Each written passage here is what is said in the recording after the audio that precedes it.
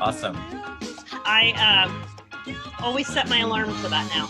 Thank you. That's a good idea. All right, ladies and gentlemen, what it looks like, it is about that time, 7 p.m. So welcome one and all, and great to see you. Oh, and I need to, if I just let it keep going, we would play the entire Guardians of the Galaxy soundtrack. Hello, good evening, welcome. My name is Ron Ippolito, and I am the president-elect of CADA, the California Association of Directors of Activities. We are so excited to have you here this evening for another in our, what are we calling this, the summer series, Allison? Yep, summer series Zoom event. Nice. So, so tonight is how to maintain clubs and assemblies on a remote or hybrid campus. And it looks like, every day I get a report of another school district that is, going completely distant, completely remote online learning. I know my school district is doing that. Allison, your school district up in Stockton? Yes, we are as well. We actually started back today. Students will be back on Thursday, and we are ready to go with our week of welcome, and it's all going to be virtual, and it's going to be an amazing year. Nice, nice. All right, well, we do want to go ahead and get you right into our content. We're very excited to share with you. We'll go ahead and introduce our presenters. So we're going to start off. She is a member of the CADA board. She is an educator and activities director at San Marcos High School. She's also the Area G coordinator, Bonnie Bagheri. Bonnie, where are you at? Right here. Right on. Welcome, Hello. Bonnie. There she is. Hey. All right. Do you want me to share now, or are we introducing everybody? Oh, we're just doing introductions. Oh, okay. Perfect. You're good. Save it. All right. Next up, he is the creator of Involve Schools. He is a speaker, an author. He's also one of our CADA sponsors and a longtime friend of CADA. Ladies and gentlemen, Scott Bakovic. Hi, everyone. And Scott, you are broadcasting this evening from your studio in Huntington Beach. Yep. Huntington Beach. Okay. I am. Yeah, in our recording studio in Huntington Beach that we're using. Nice, nice. Well, welcome and great to have you, Scott. Thank you. Of course. And finally, this evening, our third presenter, he is also a friend of CADA, not quite as long as Scott Bakovic, but I'm getting there. I'm getting there. He totally is. He calls himself a youth motivator and human connector. Did I get that right? That's correct. He is the Happy Caveman. He is a speaker and also another one of our CADA sponsors, Mr. Joe Beckman. Joe, welcome. Thank you very much. All the way from Minnesota. So I'm really excited to be here and honored that we have so many amazing educators who are taking time out of their lives to spend it with us. So pumped. Which means it's already past your bedtime, right, Joe? Time, yeah. Red Bull and coffee right now. So, but we're making it through. Nice, nice. All right. So, Allison, do you want to tell us a little bit about what's the idea tonight? What are we? I gave the title, but what are we trying to dig down and get to tonight? Yeah, thanks, Ron. We all know that the connection with kids to school, the emotional connection, the social connection is what actually motivates them to do their academics and to excel. And promoting those relationships is going to be even more difficult and challenging, but it's also a new opportunity to do things in a different way. That's the way I'm seeing it this year.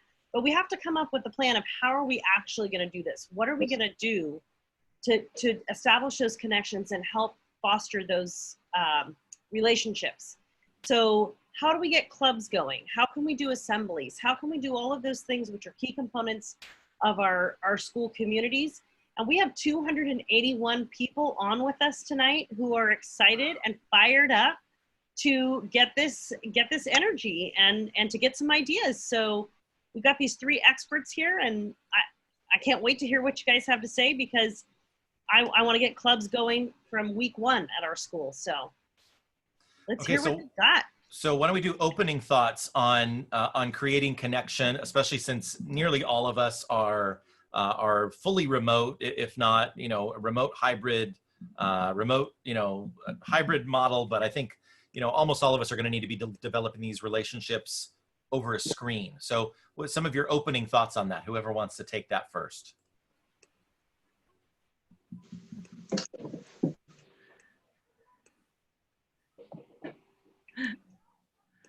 I'll go. Okay. Okay. So, You guys are so polite. I know. The Minnesota night thing that comes out. One that is first to speak. So I was trying to adhere to, I was hearing my wife's voice in my head saying, don't talk first. But I will jump in. And I think it's really important to say first right off the bat that I think the single most important thing that students are going to be able to be a part of this year to feel connection in their schools are the clubs and the groups that all of you are leading this year. All of you are raising your hands and saying yes to. I think it goes without saying that this is going to be a challenging year without a shadow of a doubt.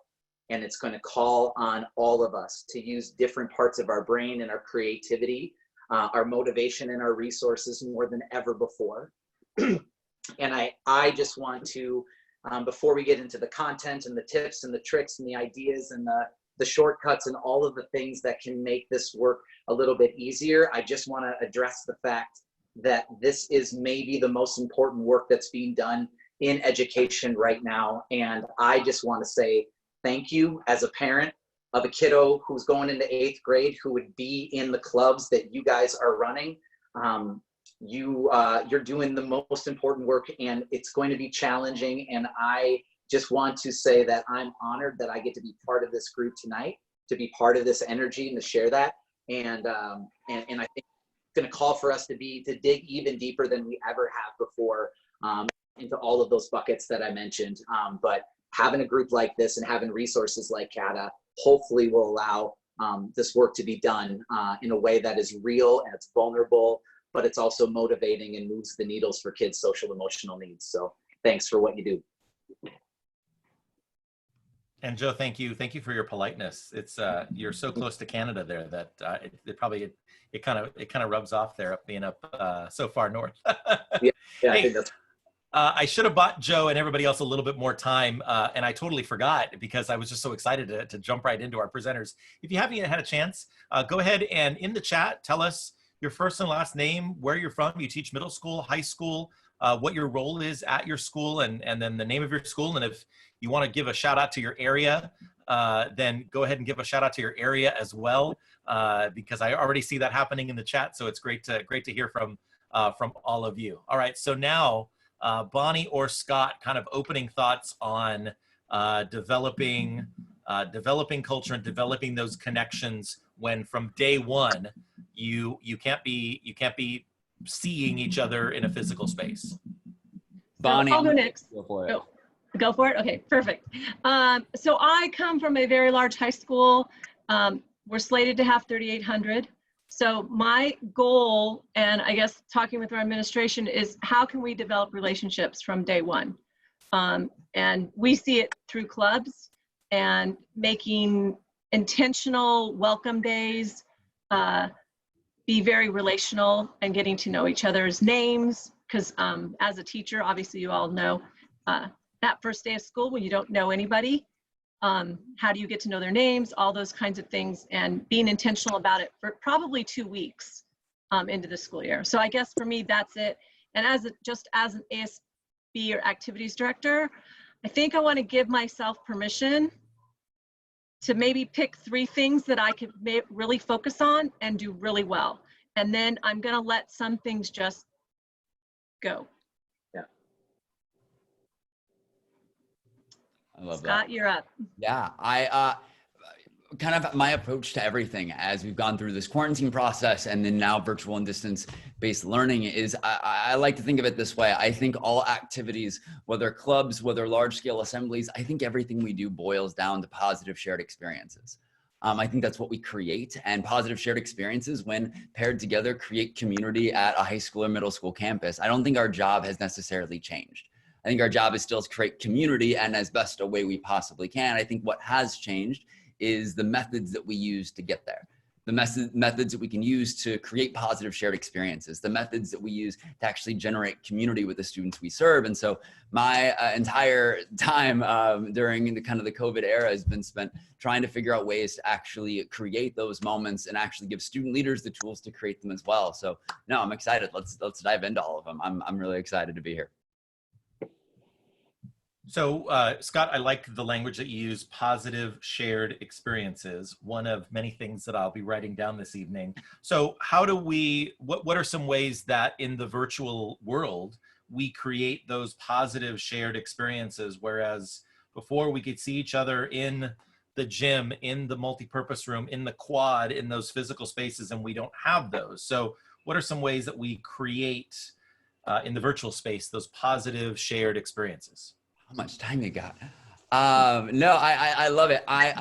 There's a bunch of ways we teach student leaders to break these things down. And one of the ways I love, because I think it's really interesting, I think our optics are really important in the ways in which we make students feel this year. So our activities are nothing more than vehicles to make students feel a certain way. And one thing I found early and often in the process is that the idea of adding virtual before activity, so virtual Spirit Week, virtual Assembly, virtual, and we add virtual so often, I think students are kind of tired of the term. I know I am personally, because I don't want the virtual thing, I want the real thing.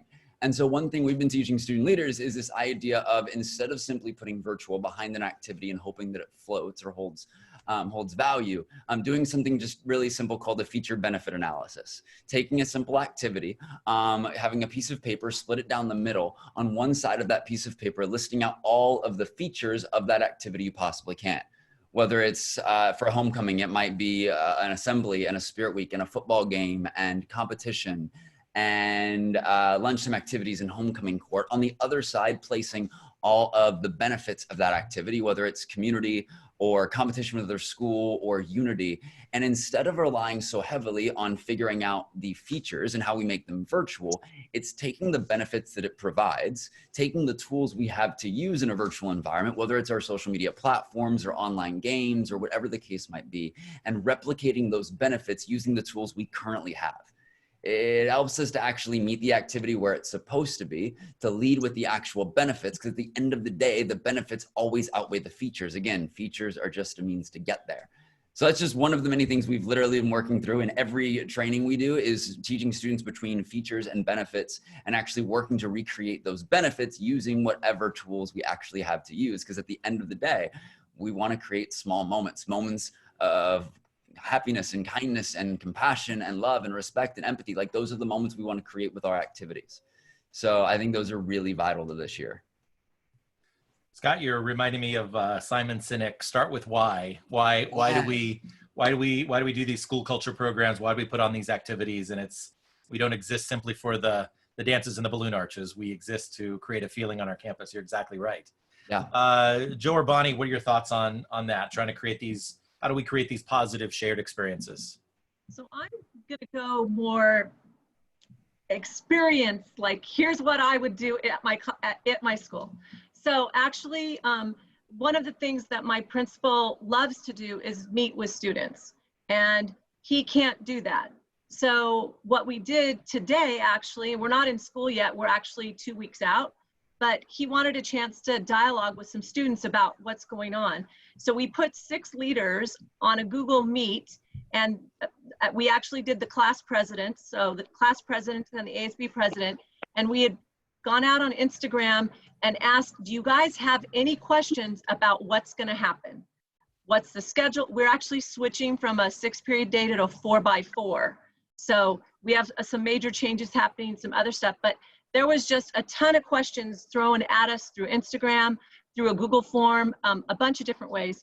And then we went on a Google Meet, and they were on a Google Meet, and the rest of the school was on a Google Live. So you can do some stuff like that that allows that principal to now ask questions. And it's very much like what we're doing right here on Zoom, right? You've got some panelists, some people talking, and then, you know, someone moderating. Our ASB president happened to be the moderator. I was the behind scenes tech person. And we're gonna upload this. It ended up being an hour long, which is crazy, but the kids kept asking amazing questions, and the feedback from parents, from students. So I guess having more opportunity to make sure that we're out there being transparent with what's happening and how it's happening, and that we understand. And if we don't know what's going on, we're able to say, hey, we don't quite know what's going on yet either. We're gonna keep working with you guys. So being out there in public. So using the Google Meet and the Zoom and the tools that we have. Bonnie, that's an awesome idea. I'm going to email my principal as soon as we're done and say she needs to do one of those because we were trying to figure out ourselves, like, how do we answer all these questions? And I love that panel idea with a small group of students. That's awesome. And actually what happened is we've already scheduled 3 more. One for the seniors only, because we found that there were a lot of senior questions, one for the juniors and sophomores together, and then one for the freshmen. And it'll be the second week of school, Tuesday, Wednesday, Thursday. So after school hours at 3 o'clock. And then somebody's asking me, what platform did we use? We only, in the actual, we used Google Meet and Google Live. So people, you can, what do you want to call it? YouTube it. Google streaming with Google Meet. So you can have up to, in the Google Meet, we can have up to 250 people, but we don't like that. We like the small aspect of just a few people being seen and talking and having that up maybe 5 or 6. And then on the Google Live, you can have up to 10,000 people.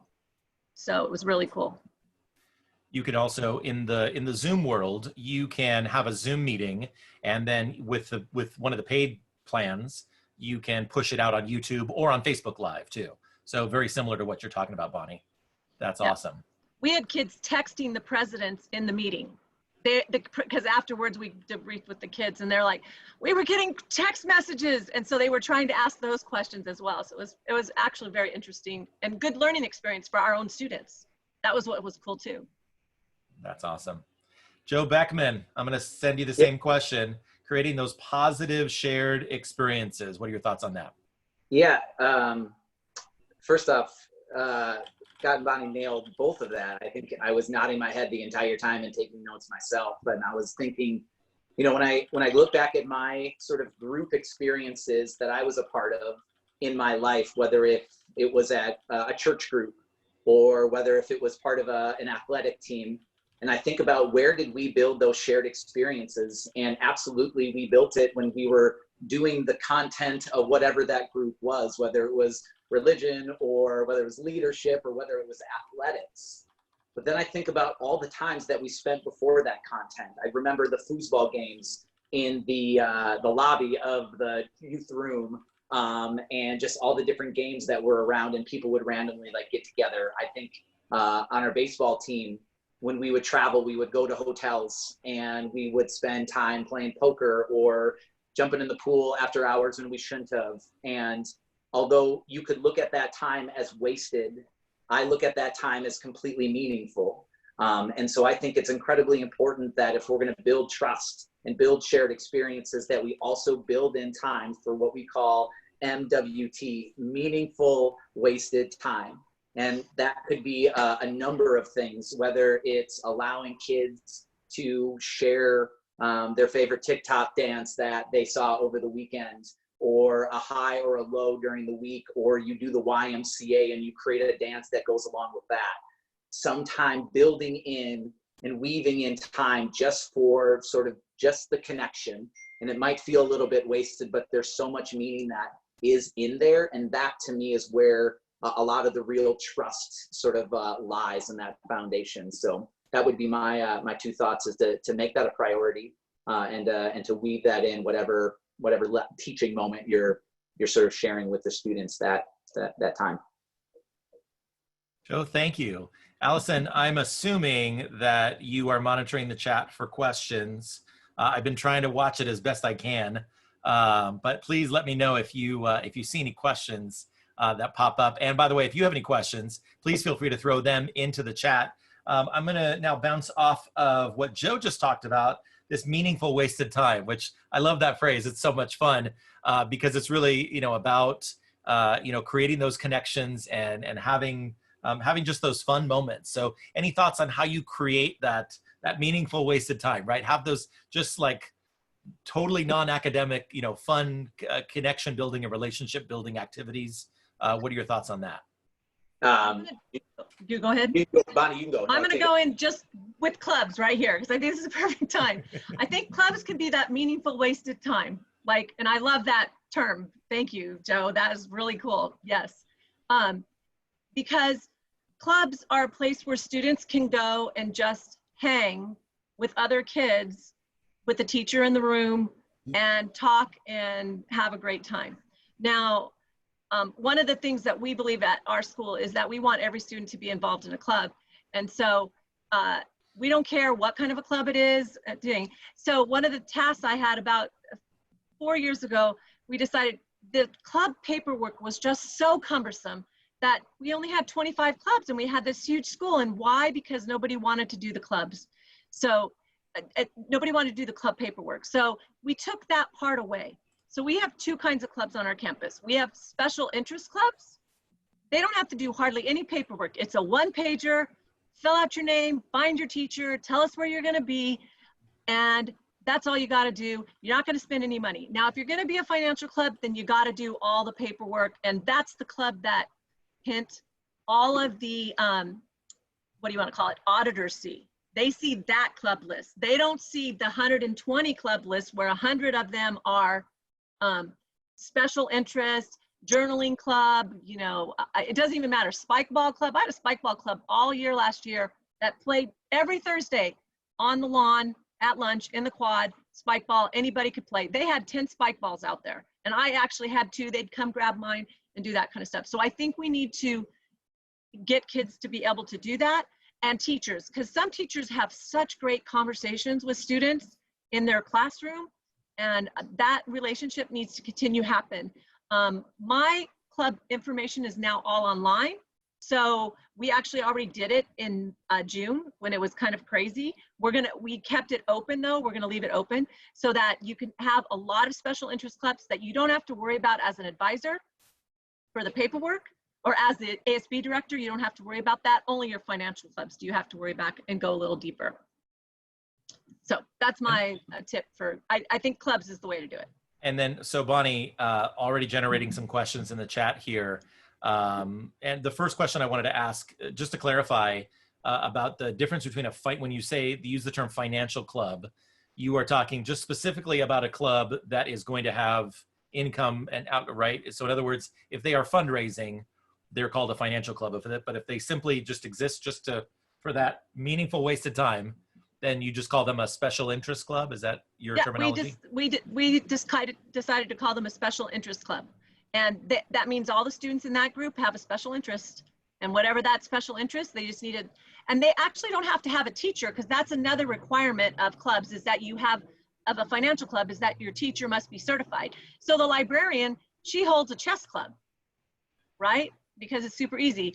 There's a teacher that does a jewelry club. Again, all of these different clubs don't take any money, because the kids bring their own little jewelry supplies, or the kids bring their own little journaling supplies, or whatever. So Spike Ball Club doesn't cost any money. You're just bringing stuff in and out. We have a ping pong club, same thing. We have 2 ping pong tables hidden at our school. They do it on Tuesdays and Thursdays at lunch. So again, those are special interests. You don't have to do anything. They don't cost any money to run. Anything that's financial does cost money to run, and they have to do the extra paperwork, the budget, all of the paperwork that goes along with it, that kind of stuff. And then Bonnie, really quickly, and I want to hear from Scott or Joe as well. But Dina is asking if you would be willing to share your special interest club paperwork. Yes, I can do that. I can share I have a slideshow from camp, and I can share that all. Wonderful, thank you. And then Thomas is asking, how do we get teachers to do a club if they don't receive a stipend? Bonnie, do you are your club advisors stipended, or is that just a volunteer position? Actually, at my school, no club advisors are stipend, and neither are my class advisors. I just treat them really, really well, and I say thank you, and super positive, upbeat, and a lot of them do it because they like the relationship with the kids. And I think it's just that's when it happens. Ron, I think there was another important question in the chat from Aaron, who mentioned FCMAT and asking about special interest clubs. Do they need a certificated teacher to advise, or only financial clubs? And go ahead, Bonnie. I'm going to say with FCMAT, again, we only show, there's 2 lists. There's the special interest list. Those are not FCMAT. And that's why they can have any advisor, right? They can have any staff member. We have a security guard who likes to play guitar. He takes 10 kids and they do guitar, and it's after school. you know, for half an hour, and he just does it, and they kind of jam. They're just down the hall from me. So, but if they're a financial club like NHS, CSF, we have some social justice clubs that are financial, but again, they're receiving money. Those kinds of things are completely different. Those all have to be FitMac, CASBO, whatever you want to term you want to do, and they have to have certified teachers. And I would say that you'd probably want to check with your district office, your admin at your site, at the very least, to make sure that they're okay with that.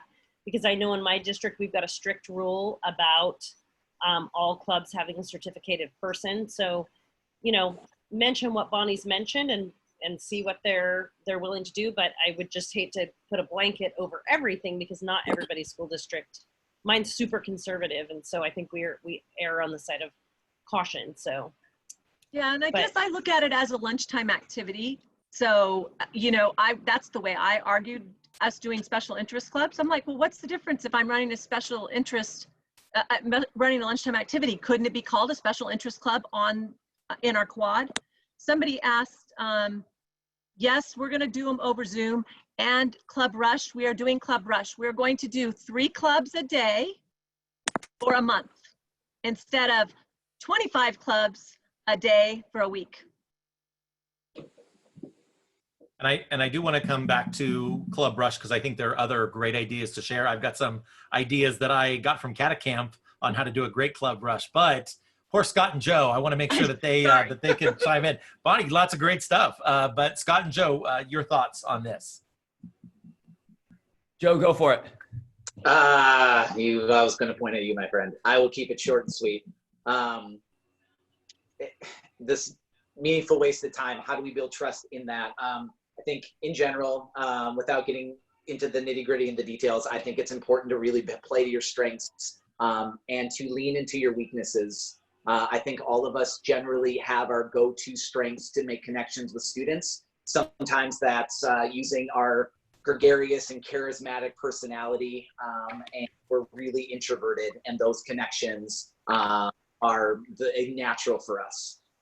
Some of us are amazing at telling stories and being vulnerable and sharing personal experiences about how we failed or fell short or knocked it out of the park when it came to character or leadership when we were younger. Some are fantastic when it comes to technology and tools. And so generally speaking, I would say, whatever it is that you're using to build trust, continue. We're going to need that. Those connections are going to be vital and more important than ever. So play to your strengths, but also lean into your weaknesses. There might be some areas that you are not so strong in. Like personally, when it comes to the tech stuff, I wouldn't be able to share with you a whole lot of ideas tonight because I just don't feel personally super confident in that. But I would also want to start learning about that and leaning into that, because I also know that there's a plethora of opportunities and things that I could use to enhance my experiences. So maybe there's opportunities for you in the whole process when it comes to leaning into your weaknesses to learn from your students. Allow them to be the teacher and share with you their genius, so that those weaknesses that you might have that you could use in connection only get strengthened because of the work that you're doing and the students that are helping you along the way as well. I got really excited when Bonnie took control over this question on clubs. Now's the time to talk about clubs, because Bonnie, you're so entirely right. Joe, spot on. I think that clubs are our opportunity to create meaningful moments. I think clubs are just a matter of meeting students exactly where they are. And oftentimes in a typical school year, our students are so insanely busy that their time to actually find small things that they're passionate about becomes really low. And we find ourselves consistently asking and hoping that students have time or can make time for that thing. I think what's oddly silver lining-esque about our environment is that students have had much of that time to find things they may or may not be passionate about. And I think what we need to know is that all clubs are where kind of passion meets opportunity. And I think where our activities come in is we provide the opportunity to express that passion in a communal environment. And so we have to figure out the things in which our students are passionate about, or simply the things they're enjoying doing. Every activity is a matter of meeting students exactly as they are. So whether that's simply watching too much Netflix, that's fine. Let's have different clubs where literally our sole goal is having a Netflix party on a Chrome extension. And those students meet once a week to watch one episode of a season of that show. Or whether it's book club, whether it's, I was having a conversation actually with Sandy Ginger before I drove out to the studio about like, Sandy, I think your idea was if students wanted to play ukulele, throw them in a club, let's play ukulele. I think that right now students need community more than ever. If clubs are an opportunity to create that, again, we just have to supply the opportunity. I don't think there should be any limit on how few or how many clubs, the more the merrier. Students need connection now. We have to provide the platform for it. So can I put something in there? Yes. Hi, I'm Jody.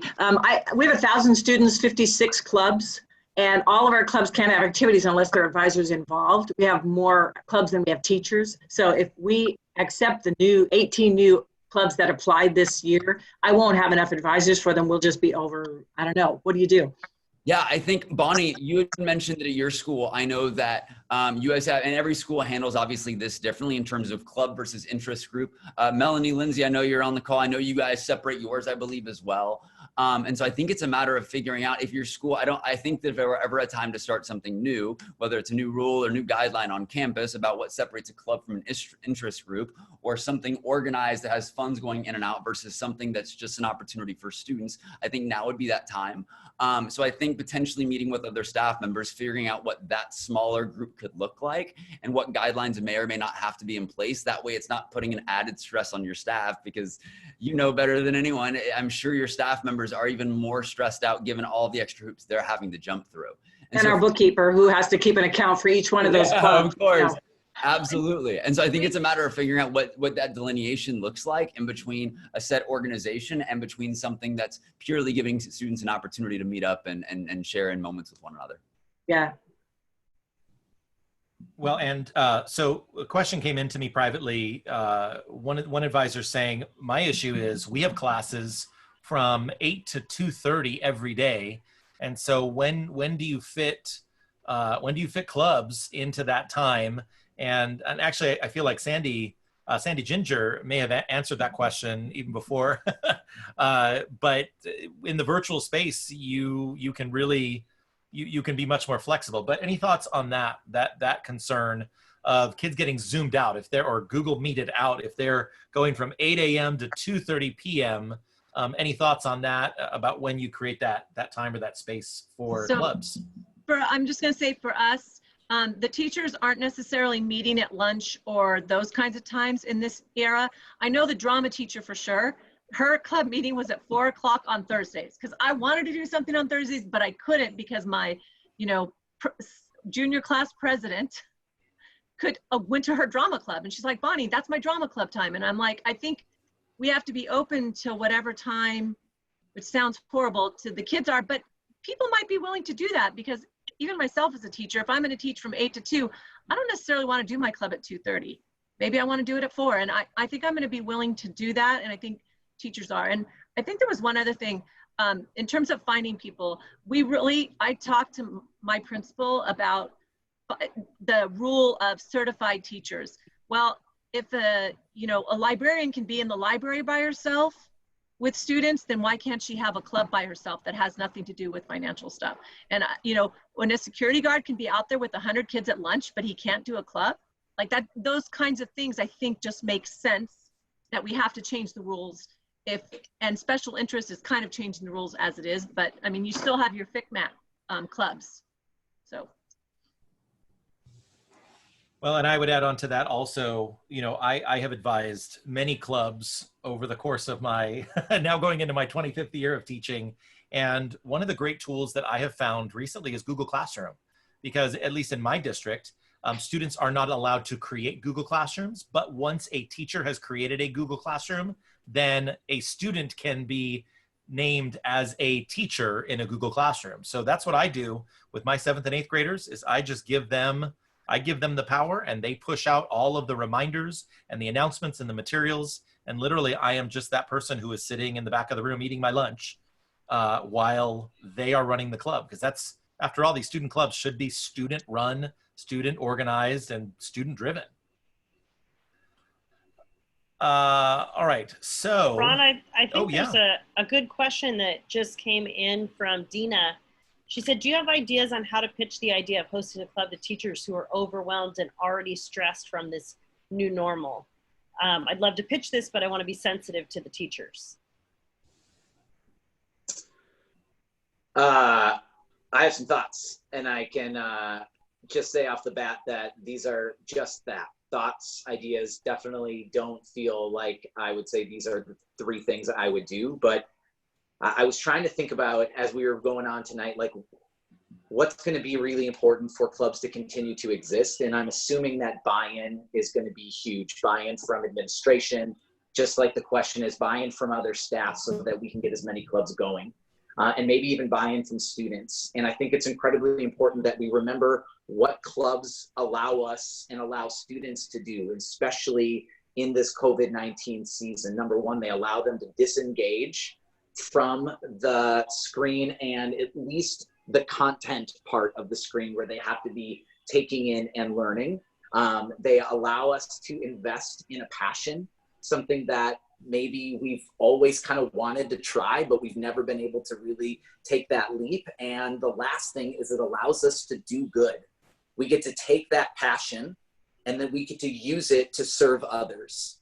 And if I'm somebody who's trying to get other adults on board, I would take those three things that I would say students would benefit from, and I would say that directly applies to you as an adult. This allows you to disengage from the craziness and the normal that is your new teacher COVID life. It allows you to maybe invest in a passion, maybe something that you used to really, really love, or something that you feel like you could give value to somebody else along the way. And it allows you to do good. When we do good, we feel good. I think that was an Abraham Lincoln quote. And so I really think the benefits that we are giving students when they invest in clubs are also the same benefits that we as adults benefit from as well. And so those would be my thoughts to really pull the heartstrings and say, this is something that you selfishly are going to benefit from just as much as any of the students. Something we're doing this year is because of COVID, the kids can't go and talk to the teachers about, would you be an advisor for this club? So each of the new clubs are creating a 90-second presentation that I'm going to send to the whole staff, and they're going to, pitch their club and say how much they'd really like an advisor, and then the teachers will look through them all and say, yeah, that one interests me. So kind of works the opposite way, where the kids have their interest, but obviously if there's somebody really wants a jazz club and the music teacher's available, hopefully he'll sign up. Another thought is our students are going to do, we call it lunch with a night, and we haven't done it before, but they're going to sit down with a teacher at lunch and just kind of interview them about their passions and stuff like that. So kind of going at it from that angle, and air one of those a couple times a week. So I have a committee in my class that's going to be doing lunch with a night, but which means lunch with a teacher. And that teacher's talking about their passions, so then maybe they can have the opportunity to meet with, get that teacher engaged that way. Because I always think if a student goes up and asks the teacher, it's really hard for that teacher to say no a lot of times. So you got to get the students out there asking and finding out. And by doing maybe something different like that with your staff, and then showing those videos as well, that might make them more open to it. Yeah, I saw a lot of questions popping up kind of on the student end of like, how are our students not going to feel burnt out by this as well? And I think it kind of goes for teachers and students. I think the idea of like Zoom fatigue, while obviously very real, I think it's an interesting concept in the sense that Zoom fatigue and any sort of screen fatigue in the students' eyes is very real when it's something that's not what they want to be doing. Because you have to understand, prior to COVID, their screen time was not an issue and still isn't an issue, because when they hop off of that Zoom call, they're popping on Netflix or TikTok or whatever it is they're popping onto. So I believe when a student has something they're really passionate about and a club they want to be involved in, I don't feel like that screen time is bothersome to them. I feel like if anything, that screen time is rejuvenating to them because they're going to come into their environment the next day more ready to go than they would be prior.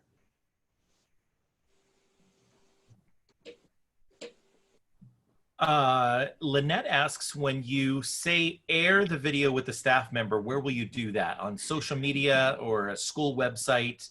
And then somebody else asked, how can you make the production process, such as creating or editing a photo or video on social media platforms, inclusive with your student body? So maybe I think both of these questions kind of moving in the direction of how do you use technology, use video, and use social media to kind of get the word out on all of the different opportunities to be included and get involved? So for me, we will use Flipgrid. If you haven't used Flipgrid yet, that's one of my favorite tools now. And I love the fact that I can send that an invite out, kids can get on, they can create their video for their club or for whatever. We'll probably do this lunch with a teacher in Zoom, but the Flipgrid for advertising. What was the other question, Ron? I forgot. It was... Oh, where are we gonna air it?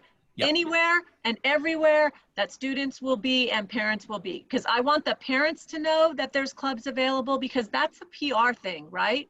We're creating space for your students to be involved, even though we're not on campus. And our parents need to know that there's some safe places for our students to be online for. And I love seeing in the chat, shout out to Canva. Aaron and Shannon both talking about Canva.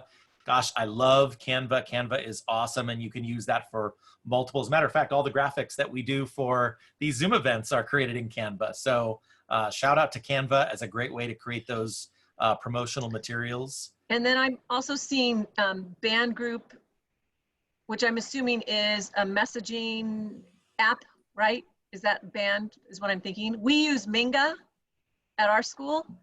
So lots of our club, and the same thing, our club advisor has to start the club on Minga, but then you can turn the ownership over to a student. So the student now pushes out all the messages, and as an advisor, it's super easy. It's similar to Remind, but it's prettier is what I'm gonna say. Yeah. In terms of the way it looks. It looks more social media-ish.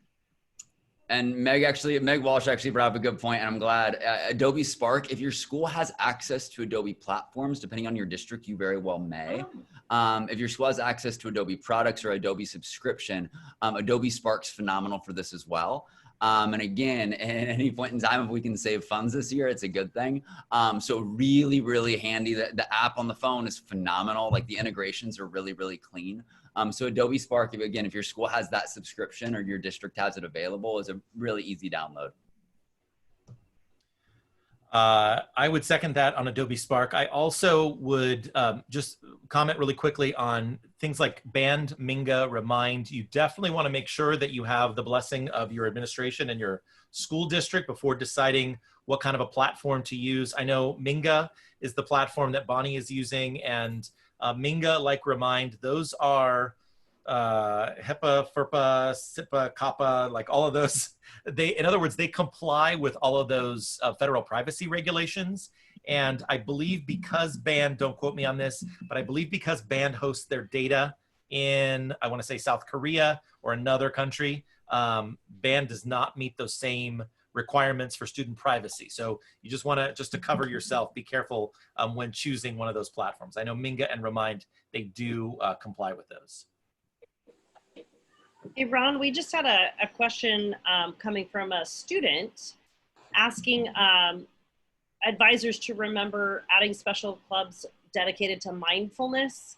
I know that our social emotional learning is going to be a huge push for us as we move into school, and something that we just can't forget and leave behind. So the question was, I believe that even a small area to just talk and bond with other teachers and students would be great for students, but does that sound reasonable to teachers and advisors?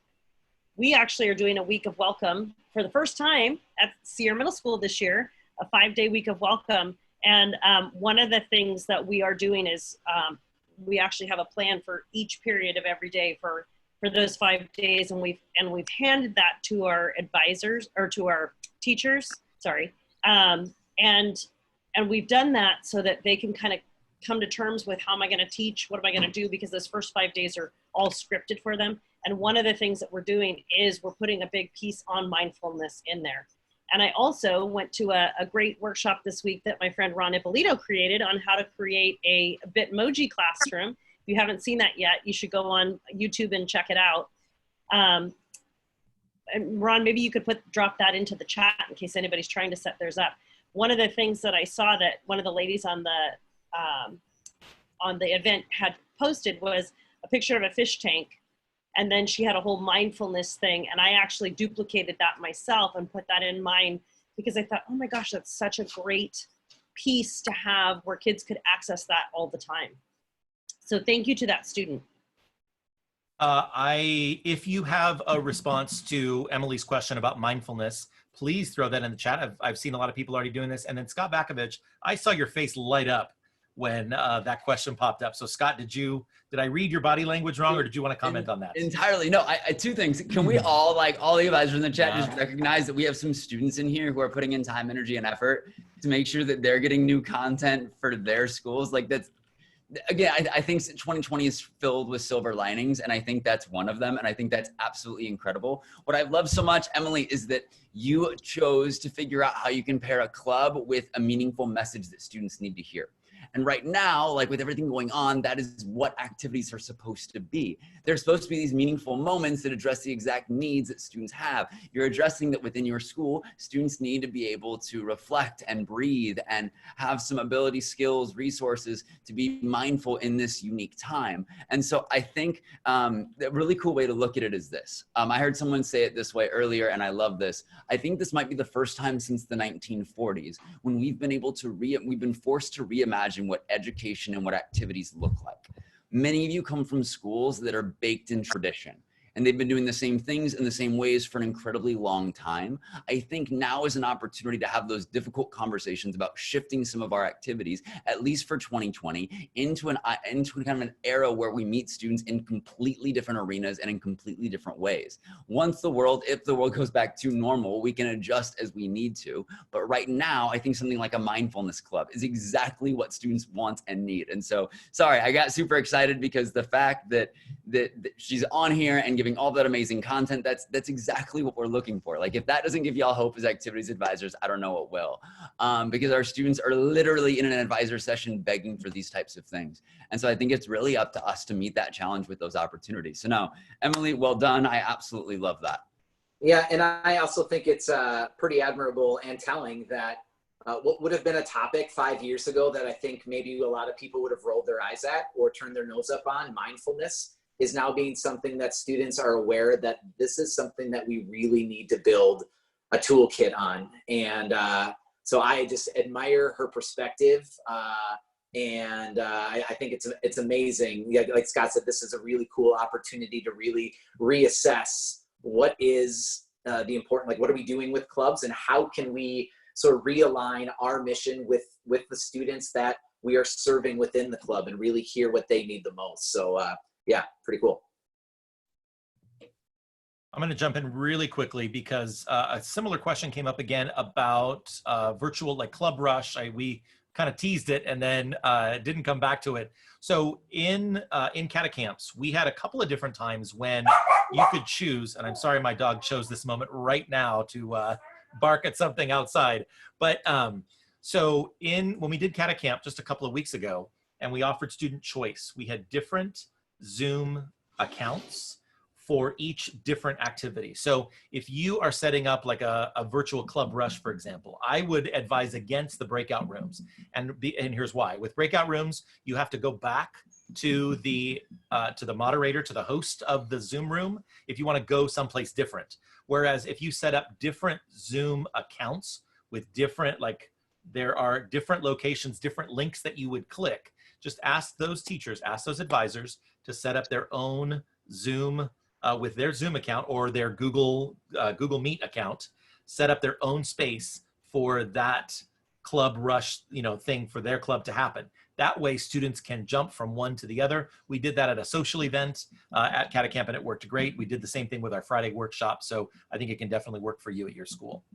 So Ron, along with that, I was going to say I did a thing with Google Meets and we had 20 different meets, but they stayed the same. And I know some people, oh, it's not safe, but if the teacher's moderating it and they each have their own link, then you can have multiple links and they're going back and forth between the different clubs and different things. So I'm actually going to do 96 links all at the same time, right? They're set up way back in my calendar, so that doesn't mess up my calendar now, but because links just live forever. But there's a huge spreadsheet with all of those on, and we have exactly 96 links in order to put out our freshman orientation, so that they can be small groups of 10. So each link leader, there's 2 link leaders in each group, and then they have a group of 8 students that they're assigned to, and they're inviting them to that link. But my link leaders have access to that whole chart, if that makes sense. And those are happening at the same time or different times? No, all that we're going to do, so this is a large group thing, right? We're going to have a 15-minute orientation video, interview the principal in a Google Meet live, see the CR night, all of that kind of stuff. And then we're sending the freshmen to their Google Meet, which there's 96 of them because we have 960 freshmen, right? So 10 freshmen, 2 link leaders to every thing. And so each of those kids will have their meet that they go to, and our link leaders are actually giving those meets to the freshmen. Like, they will invite them with their link, but I have to have them set up, and they're actually set up over the course, just like a Zoom meeting. You can set it up, but it's good, you know, forever until you delete it or whatever you do to it. So, but with Zoom, you can only have one meeting happening at a time. Yeah, but in Google Meets, you can have, I don't even know how many I have 96 right now. I don't know what my limit is. I haven't hit it yet though. Okay, well, so just make sure you use Bonnie's way, because I know with Zoom you can only have on each account, you can only have one meeting going at a time. I didn't think about that. That's a plus of Google Meets. I've never thought of a plus of Google Meets yet. I've always liked Zoom better.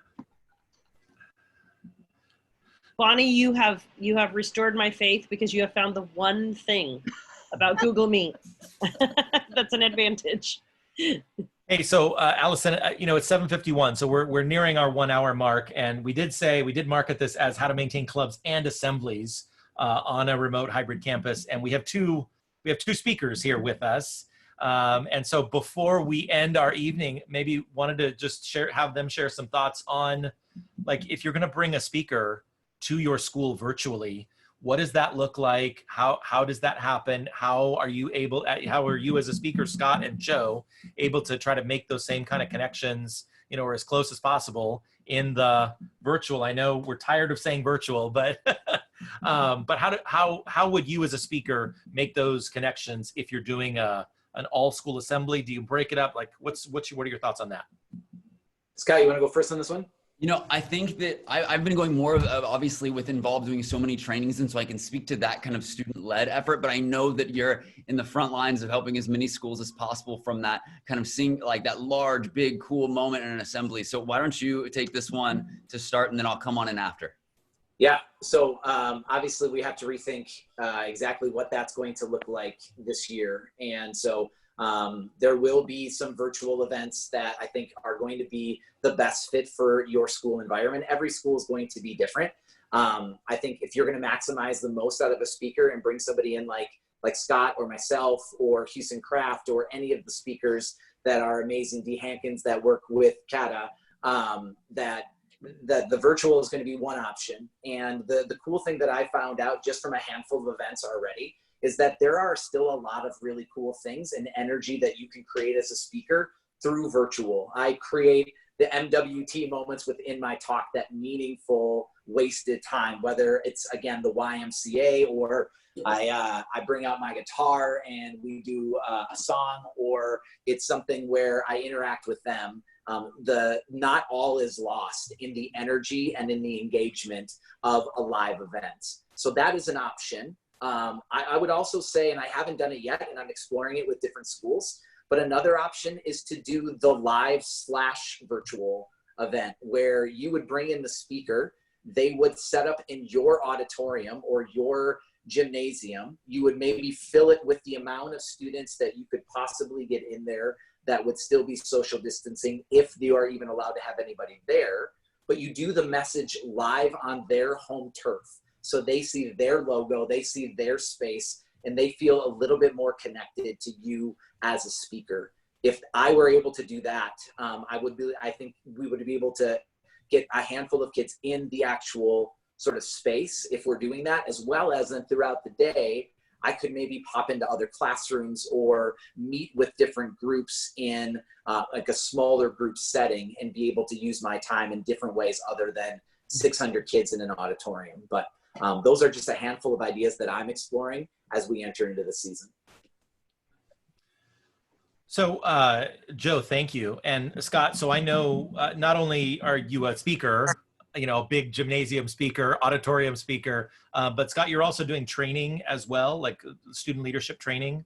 So did you want to speak to that?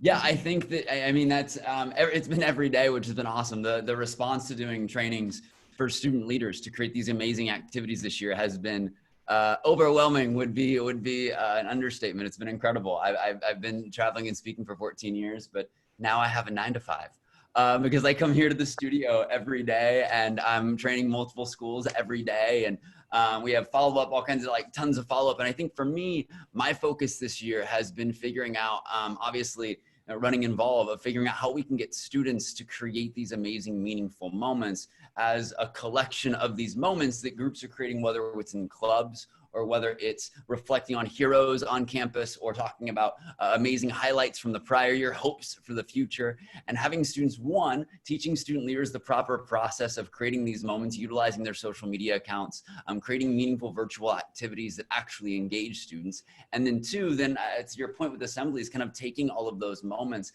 and leveraging them into something that actually celebrates a school that you're proud to be a part of. Which I think at the end of the day, that's what any assembly is meant to be. Assemblies are what we call celebrations of school spirit. And so in order to celebrate the school spirit we have, it's a matter of building school spirit to get there. And so teaching students both of those has been kind of my entire focus this fall. It's been absolutely incredible and packed and wonderful and amazing. I see a ton of advisors on here who I've worked with already, which has been a ton of fun. And I see some questions. How do we get you to meet with our student leaders? The best way, so I don't take up anyone's time, if you want to get information on the virtual trainings, we actually have a lot of advisors in here who their programs have already done a training so far this year or have one scheduled, but you can just go to involveschools.com/in-progress. You can find out video that shows an overview of what it looks like, all of that. I'll actually throw it into the chat right now so that people have it if they need it. But I think it's a matter of again, building and celebrating school spirit. Assemblies are a means to celebrate that, whether it's something in-house, or whether it's bringing a phenomenal presenter like Joe or Houston or Dee or anyone in to speak, because I think they're incredibly worthwhile and those moments are needed more than ever. All right, so gosh, 7:57, so many great ideas. I think this is now the time when we ask our presenters, our speakers this evening, just for some final thoughts or like the last words that you want to share with regard to what we've been talking about, those positive shared experiences, creating those moments of connection on our campuses when we're not physically together. So final thoughts and last words that you want to share with our group this evening. And You want me to go Bonnie, first? Bonnie, go for it. Two thoughts. I think as an activities director, I'm gonna look at Assemblies differently. It's shared experiences, and right now, our phone is possibly our shared experience, right? And I don't have to be at an assembly to be at an assembly on my phone. So, right? So I can record small chunks of what might be an assembly pieces and drop them at the same time every day. So let's say at 12 o'clock noon at lunch, I'm going to drop a 5-minute video about an assembly, and it's a different focus each day. And I'm going to do that for 5 days in a row. And maybe on Friday before, I'm going to play a Kahoot game where I am trying to get kids to, but then like, hey, we're going to drop this video. It's going to be so exciting. And all of our advertising and everything is going to be that way. So that's just my thought on Assemblies in terms of how I would do that. And then my other thought is, you guys as advisors, find a friend or a mentor, someone that's close to you that you can connect with. I spent 2 hours with an ASB director that I totally love, and she's hanging out with me, and she's really good at certain things and I'm really good at certain things. And now we're sharing more than we ever have in the past. And then give yourself a break. I'm going to try to do 2 or 3 things really well. And then, you know what, I'm going to let some of the other things slide because I need me time. And I can't work from 6 o'clock in the morning until 11 o'clock at night like I was doing in the spring. I will not be alive. That's it. Sorry. And again, that goes back to the idea, Bonnie, right? Like the, you know, the oxygen mask in the airplane, like you got to put the oxygen mask on yourself and take care of yourself before you can adequately take care of all the people that you care about. So yeah, and I'm going to Tahoe tomorrow because they don't have anything to do here in my school district because they don't even have our class schedules done. I don't even know what classes I'm teaching. And I can't know until next Monday, maybe. And I start the 18th. wow. All right, final thoughts. Who's next, Scott or Joe? Scott, I'll give you the last word, so I'll jump in right now. All right. Give you final thoughts to wrap her home. There is a well-known fact that the longest living culture in our world is the Okinawans. They live on the island of Okinawa, off the country of Japan. And one of the scientists and the people who have been researching the Okinawans for years have been trying to figure out exactly what it is that they do so well. Is it their diet? Is it their health? Is it their connection with each other? Is it their exercise? What is it that takes the Okinawans, generally speaking, to the whole nother level when it comes to longevity? And what they found is at the end of the day, it comes down to one word for the Okinawans. It's called their ikigai. And ikigai, when translated to English, means your reason for being. Every day they take their ikigai, they have it, and they put it on a card and they put it on their nightstand. And every night before they go to bed, they read their ikigai. And every morning they wake up, they read their ikigai. And the researchers have said one of the reasons that they have such a long, healthy life is because they know what their purpose is. I think this year is going to be incredibly difficult and incredibly tumultuous in many, many ways. And you're going to get pulled in lots of different directions. I also think, like Scott said and Bonnie said, it's an amazing opportunity for stuff to get reborn that maybe hasn't been explored yet. I think having a strong ikigai and a sense of purpose and a reminder of why you do what you do every single day will be the driving force that will keep you going throughout this year, because our students need you more than ever. So thanks. I think I love so much, Joe. I appreciate, I don't know, sitting here like when really wrapped up in this idea. And I love the heart you're bringing into this conversation. And Bonnie, you're an encyclopedia of goodness tonight. So thank you for that. You've been a wealth of knowledge, and I value you so much. I think that right now, students more than ever, I think if there's one thing they are really tired of, I think we're all in this boat. I think we're all really tired of bad news. I think we're all really, really sick of hearing bad news. And I think that's what our world feels like. It's just a constant flow of. And I'm a firm believer, I say this to students every day when we do trainings, I'm a firm believer that our student activities programs can be good news this year. Like I truly believe our activities programs, our clubs, our assemblies, I think can be a constant stream of good news that combats the consistent bad news. And so continue to lean on one another as advisors. These Mondays that CADA has set up have been absolutely remarkable. Continue reaching out to one another as advisors to get advice, input, to ask questions, to give moments of impact. And like I said, be good news. Our students need good news right now. And again, I think our activities supply that need to a T. All right, well, and with that, I think we're gonna go ahead and we are just about ready to wrap things up. But before we do, Allison, we're going to talk about, well, let me share my screen first. While you're doing that, Ron, can I just Yes. give a shout out to Benjamin and Emily from South Pasadena Middle School, who were our 2 students, they're co-presidents this year. And they were the 2 students that were on here sharing with us and asking questions and advocating on behalf of students. So thank you to those 2 students for bringing the student voice to us tonight. That's amazing. And I hope I see you at the Castle Conference coming up in April. So we want to say thank you to Joe and to Scott and to Bonnie tonight for all of their shared expertise, information, ideas. All of their contact information is on this slide right here if you want to reach out to them. Also, if you like tonight, we're going to take a 2-week break because we got to gear up for what's coming in 2 weeks. On August 17th at 7 o'clock, we're going to have a Zoom event. We're going to break into 7 rooms. And the topic is going to be, okay, the year started or it's looming. Now what? Now what do I do?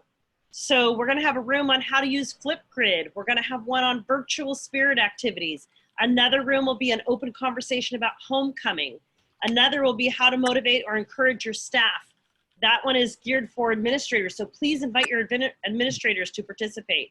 Another room will be on tech tools for ASB. Our friend Paul is going to do what do we do with the yearbook? Yearbook, like how do we do a yearbook? And then planning your week of welcome. So I encourage all of you to register for that event. The link is on our page, www.cada1.org/corona. And then, Ron, if you can go to the next slide. Allison, someone's yes. asking, can they register their execs to go with them? Like, can we have students be in these? I don't see why not. Up until, that'll be the last one. We have, after that, it'll go behind the membership wall. And the reason that we've done that, that's my next slide, we will, we've extended this and kept these open all summer because we recognize that a lot of schools were not able to get funds out in the spring or over the summer. And so we're waiting until after Labor Day for us to, we're still going to continue the Zoom events, but they will require membership login, and you'll register and you'll get a code. So absolutely on the 17th, I would invite your yearbook advisor. I would invite whoever's planning homecoming, if that's you, or if you have senior class advisors, if you have people who want, I think I left week of welcome off of this list. So, that was the other list, that's why. All of those things will be offered, but I just want to point out to you the benefits of a CADA membership as well, because a lot of times we think, oh, CADA, but we're planning virtual advisor conferences for the fall. There will be one for advisors. There will be another one for students. So those aren't going away. We're going to continue doing everything we've done before, but just reimagined to try and inspire and give all of ourselves hope that we can continue to do what we do for kids and to continue building school culture. Our newsletter is going virtual this year. We're packing it because we're not paying for paper and mailing. We're going to pack it with resources, articles, the latest information, links to our sponsors and other people who can help you out. To attend the CADA conference, CADA convention, which Ron is deeply in the throes of planning right now. Our Castle conference, summer camp, leadership camp. Our website has curriculum, resources, ideas. There's just a ton of information that you can get, not to mention the connection with a network of members and sponsors who really want to help. I think more than ever, we're going to feel like we're an island on our campus this year because we might be in our home as the activities director, or we might be in a classroom by ourselves. And maintaining this connection with our CADA colleagues is going to be more important than ever. I'm so proud of each of you for all that you're doing to maintain these connections across the country, because I see my friends from Nevada, I see friends from all over, from Washington on here. And I just want to thank everybody for what you're doing, because it is more important this year, I think, than it's ever been to build that culture and maintain it in this surreal time. So. Well, and Allison, thank you so much. And just want to maybe end, well, first of all, going to give a plug, the chats. People have been asking, hey, can I see all those links, all the things that, all these great ideas, I didn't get them all for the chat. We went ahead and we created an archive for the chat. So I threw that in the chat, and very soon, sometime by today or tomorrow, my friend Jeff Culver, who hopefully is still on this, He's going to put that on the Corona page, CADA1.org/Corona. But I also threw it on there as a bit.ly link. So bit.ly/CADA Zoom chats. And I'll just throw that at the bottom of the chat. So that way you can, yeah. Oh, Ron, I was just going to say, you know, we had 300 people on here tonight. And so some of you may have just joined us and this is your first Zoom that you've seen this summer. We have been doing these since April of last year, and we started counting, we were 10, 12, somewhere around there. So all of those are on that Corona page. So if you want to go back and watch any of those, you can go into www.cada1.org/Corona and watch any of the topics that we've covered this summer. There's been some great dialogue, and I'd hate for you to miss it if you haven't seen it yet. Yeah, so once again, I just threw that in the chat as well. www.cada1.org/Corona to see all of these resources and all the recordings. And I'm going to leave you with the thought from Shannon Hurtado. She is my friend from Area D. And she said, you know, the silver lining to all of this coronavirus madness is we are collaborating like never before. Leilani, who's all the way in Hawaii. What's up, Leilani? And Sandy Ginger from Nevada. Like, I see these people maybe once a year at the CADA convention, maybe. And I have seen more Leilani and more Sandy in the past like 3 or 4 months than I have in years. So and Kristen.